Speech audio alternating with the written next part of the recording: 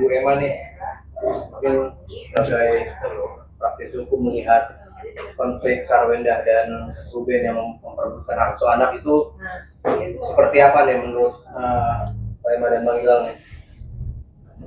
Karena gini ya, ini kan kita kan juga mengetahui ya bahwa negara kita kan ada yang namanya Undang-Undang Perlindungan Anak ya. Artinya kita mengacu pada undang-undang untuk persoalan masalah anak. Nah, anak ini kan tentunya kita lihat posisi kan masih di bawah umur ya.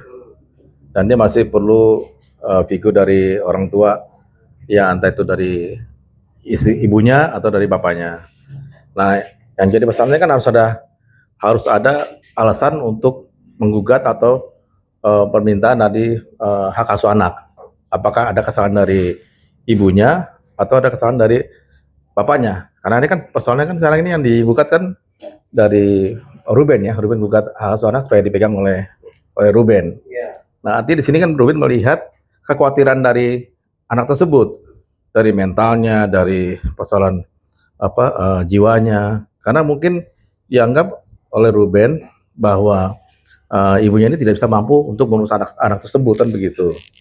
Nah, jadi saya pikir ini adalah hak asuh ini harus dimenangkan oleh Ruben kalau menurut saya ya. Kenapa? Karena dalam delik yang saya coba untuk saya pelajari bahwa Ruben ini sebetulnya ada kekhawatiran agar anak ini tidak salah arah, agar anak ini menjadi anak yang istilahnya dalam naungan di bawah orang tua.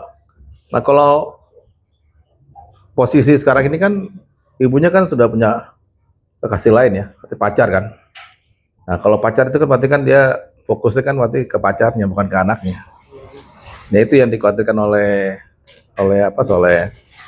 Ruben. Nah, di sini ya semoga sih majelis hakim mengabulkan atau kan posisi masih mediasi ya. Belum posisi untuk masuk pokok perkara kan belum. Ini masih mediasi, masih ada satu kali mediasi. Nah, saya pikir mediasi ini harus disepakati kebersamaan antara orang tua. Karena kan jelas ini kan juga meskipun anak ini bukan anak hasil dari hubungan darah ya. Artinya kan anak ini kan memang sudah menjadi bagian seperti anak sendiri kan. Nah, artinya bahwa Ruben menganggap bahwa ini seperti anak sendiri dan dia tidak mau anak ini menjadi tidak terkontrol oleh jiwanya atau tidak terkontrol oleh pengaruh keadaan, lingkungan dan lain sebagainya. Mudah-mudahan mediasi ini yang dilakukan oleh dua belah pihak antara Ruben dengan istrinya Sarwenda ini menjadi contoh yang kita harus lihat bahwa hak asuh anak itu tidak semestinya harus di bawah ibunya. Kalau ibunya tidak bisa mampu untuk mendidik anak dengan baik, itu harus bisa diasuh oleh bapaknya. Karena ibunya kan sudah, kecuali kalau ibunya mungkin tidak punya kasih lain ya, artinya ibunya fokus untuk urus anak. Ini kan ibunya kan fokus ngurusin berondong lagi. Ngurusin apa namanya? Pacar baru lah gitu. Kan bisa bilang berondong, masih muda kan katanya. Iya, berondong manis. Kalau kata netizen begitu kan. Berondong manis gitu.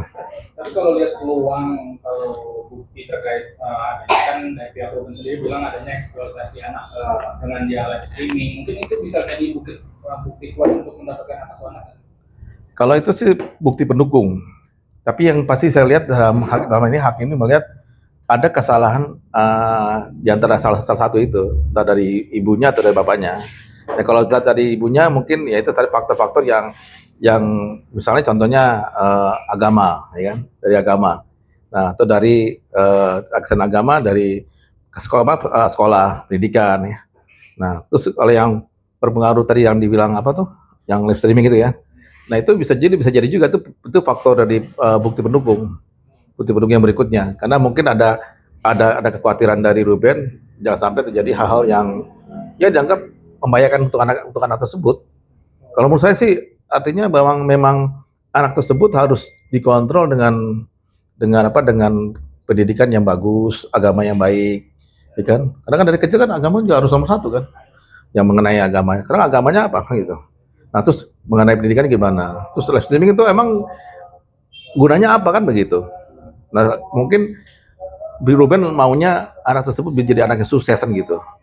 Mungkin kalau di bawah naungan sekarang masih ikut dengan ibunya, ya mungkin ada kekhawatiran anak tersebut tidak bisa menjadi anak yang sukses karena mungkin masa depannya curam kan seperti itu. Itu yang saya melihat kacamata saya sini. Mudah-mudahan sih nanti dari pengadilan negeri ya di sini catatan dalam proses mediasi ini bisa memberikan satu ya artinya sama-sama bikin solusi dan jangan sampai masuk ke dalam pokok perkara lanjut, jangan. Artinya selesai di proses mediasi ya sama-sama saling legowo. Kalau memang harus diasuh oleh Ruben ya saya pikir nggak apa-apa kan. Raymanda kan bisa fokus ke yang baru. Lebih fokus begitu.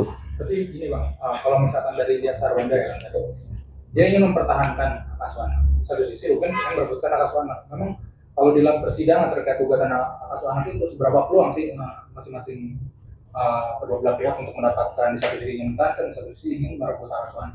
Jadi gini, kalau di dalam aturan undang-undang Perlindungan anak undang-undang perlindungan anak itu anak di bawah umur itu harus di bawah naungan ibu. di bawah 18. Di bawah 18 tahun itu maksud sudah 12. 12 ya, 12 tahun di bawah itu masih naungan dalam kategori perlindungan di bawah orang tuanya ibunya ya gitu. Tapi kalau ibunya ada tapinya nih. Tapi kalau ibunya menurut pengamat pendapat dari mantan suaminya atau dari mungkin keluarganya, mungkin ibunya dianggap tidak mampu atau kurang baik untuk akhlak anak, itu bisa. Jadi ada alasan kenapa, maaf nih ya saya potong. Nggak apa-apa. Pasti Ruben punya alasan. Kenapa tiba-tiba dia meminta asuh anak? Alasannya mungkin karena itu, satu karena mantan istrinya sudah punya pacar baru, terus lingkungan bisa jadi nggak sih? Lingkungan, ya kan. Sebenarnya kan kita ada punya hak perlindungan anak tuh, yang revisi terbaru nomor 35 ya. Ya. 2024 kalau nggak salah. Nah itu kan banyak tuh macamnya, termasuk yang sudah direvisi kan undang-undangnya. Sudah direvisi. Nah mungkin saya lihat sih dari situ ya, mungkin kan suka dipakai-pakai anaknya buat di konten-konten ya.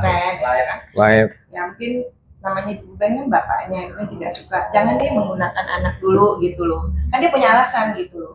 Dan anak juga harus dapat pendidikan yang penuh, bukan yang seperti itu. Itu hak bapaknya sih. Bisa, kalau saya bilang mungkin lebih dari 50-50 kan katanya 50-50, tapi kalau saya bilang kalau misalnya terkecuali ada yang kesalahan banyak di ibunya, itu bisa menang Ruben. Kalau menurut saya, pendapat saya Peluangnya besar untuk menang.